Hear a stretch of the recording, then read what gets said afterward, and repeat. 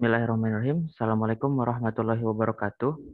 Perkenalkan saya Rizky Andika dari Universitas Indonesia Membangun. Di sini saya sebagai pembicara satu ingin menyampaikan pidato atau mungkin statement saya mengenai mosi Bank Sentral harus menetapkan batas pengeluaran pemerintah.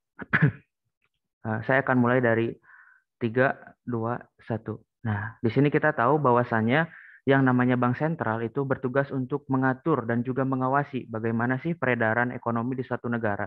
Tujuannya supaya tercipta yang namanya stabilitas ekonomi dan juga kemakmuran tentunya bagi semua masyarakatnya.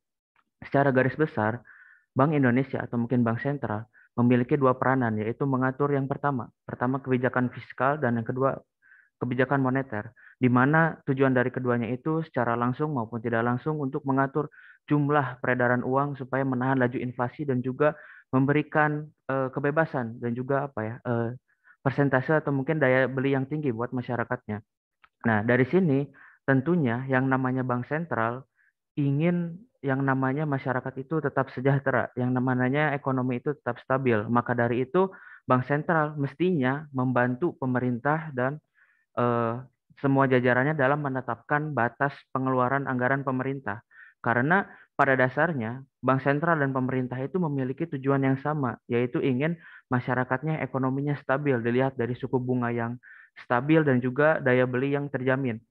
Untuk itu, dari sini Bank Sentral memiliki peranan yang cukup penting dalam menjalin kerjasama dengan Kementerian Keuangan Republik Indonesia di dalam pengawasan pengeluaran pemerintah. Nah, kita bisa dilihat bahwasannya fungsi pengawasan di sini tentunya yang pertama mengawasi dari mana sih gitu ya income atau mungkin pemasukan suatu negara. Yang pertama mungkin dari pajak, yang kedua bagaimana juga pengeluaran belanja pemerintah dalam mengeluarkan anggarannya. Kita bisa lihat bahwasanya tahun 2020 ketika konteks awal pandemi di mana ketika daya beli masyarakat dan juga Indonesia hampir masuk ke jurang resesi, di situ kita melihat bahwasanya Indonesia mengalami defisit APBN sebesar 6,34% dari produk domestik bruto, yang artinya ini udah meningkat 1, sekian persen dari tahun sebelumnya. Jika ini dibiarkan, tentunya akan berakibat fatal bagi perekonomian Indonesia. Nah, maka berkaca dari situ, tentunya pemerintah itu harus mendapat bantuan, harus mendapat dukungan dan juga mendapat pengawasan karena pada konteks tahun 2020 ketika daya beli masyarakat turun tentunya pemasukan negara melalui pajak itu akan berkurang sedangkan berbagai macam program pemerintah itu dilakukan untuk pemulihan ekonomi. Sehingga kalau misalkan pemerintah itu tidak diawasi, tidak dibantu, dan juga tidak didukung oleh bank sentral, maka itu tentunya akan berbahaya juga karena terjadi ketidakseimbangan antara pemasukan dan juga pengeluaran Indonesia sendiri gitu. Nah, ketika ekonomi lesu tahun 2020 dan juga belanja pemerintah itu meningkat, maka dari sini Bank Indonesia memiliki peranan yang penting yaitu dalam memberikan stimulus kebijakan fiskal atau mungkin pengurangan pajak dan juga relaksasi pajak. Harapannya Indonesia tetap mendapat pemasukan dari pajak meskipun secara daya beli atau mungkin tingkat ekonominya lebih sedikit gitu ya.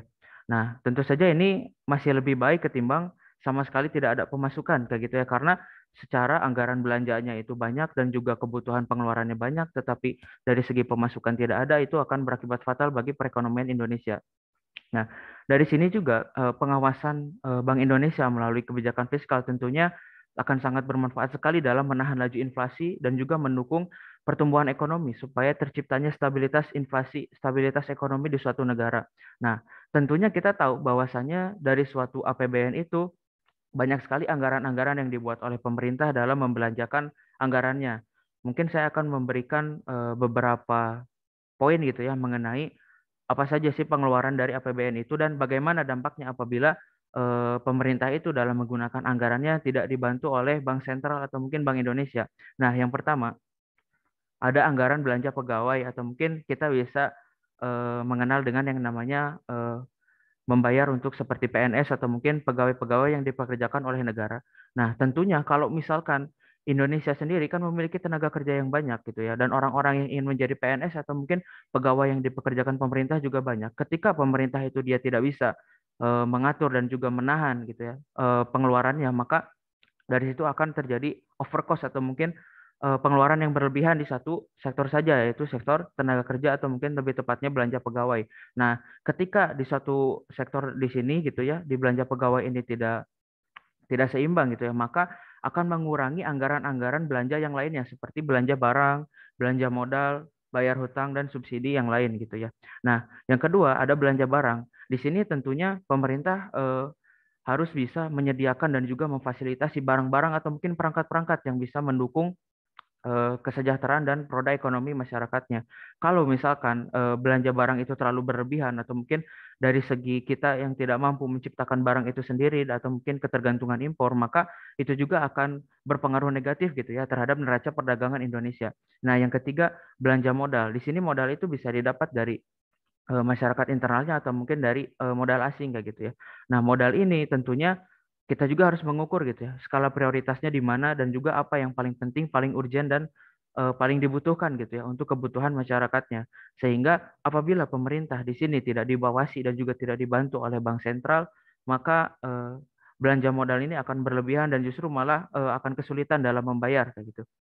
Nah, selanjutnya adalah belanja hutang negara gitu. Di sini eh, setiap negara pasti tentunya membutuhkan yang namanya hutang kayak gitu. Negara maju sekelas Amerika juga pasti dia itu berhutang. Nah, karena hutang di sini tuh dia bermanfaat untuk istilahnya menggenjot perekonomian suatu negara dengan dibuat sebagai fasilitas-fasilitas yang memang sektor produktif gitu seperti jalan tol atau mungkin fasilitas-fasilitas pendidikan yang lainnya. Apabila gitu ya, di sini anggaran pemerintah itu tidak diatur, tidak dibantu dan tidak diawasi oleh bank sentral, maka pemerintah akan kesulitan dalam membayar hutangnya. Ketika hutangnya sulit dibayar, sedangkan yang namanya hutang itu akan selalu ada bunganya gitu ya, pasti pemerintah akan semakin kesulitan dalam membayar hutang-hutangnya. Nah, yang selanjutnya ada belanja subsidi.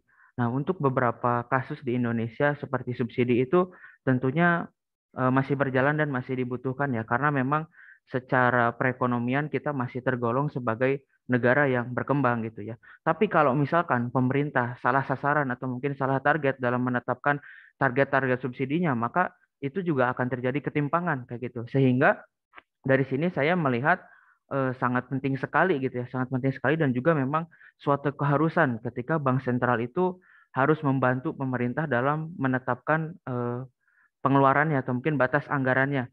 Belum lagi seperti apa bantuan sosial dan juga dana-dana hibah yang dilakukan oleh pemerintah. Sehingga dari paparan saya tadi di sana bisa diambil kesimpulan bahwasanya peranan bank sentral di sini sangat penting sekali dan saya sangat sepakat dengan Mosi tadi bahwasanya bank sentral harus menetapkan batas pengeluaran pemerintah karena dilihat dari aspek-aspek yang barusan saya sebutkan dan juga beberapa kasus ketika pandemi, ketika tidak ada terjadi pengawasan dan juga dibantu oleh bank sentral, tentunya kita mungkin kemarin-kemarin udah masuk ke jurang krisis kayak gitu ya. Namun ya berkat apa ya kebijakan fiskal dan juga moneter yang dilakukan bank sentral, mestinya kita sekarang secara ekonomi sudah lebih stabil dibandingkan negara-negara lain. Inflasi di Indonesia ternyata sekarang kita masih ada di batas normal 3, sekian persen dibandingkan dengan negara Amerika, Turki bahkan Venezuela. Nah dari situ memang kita melihat pentingnya bank sentral gitu ya dalam mengawasi dan juga menetapkan batas pengeluaran pemerintah. Sekian dari saya. Terima kasih. Assalamualaikum warahmatullahi wabarakatuh.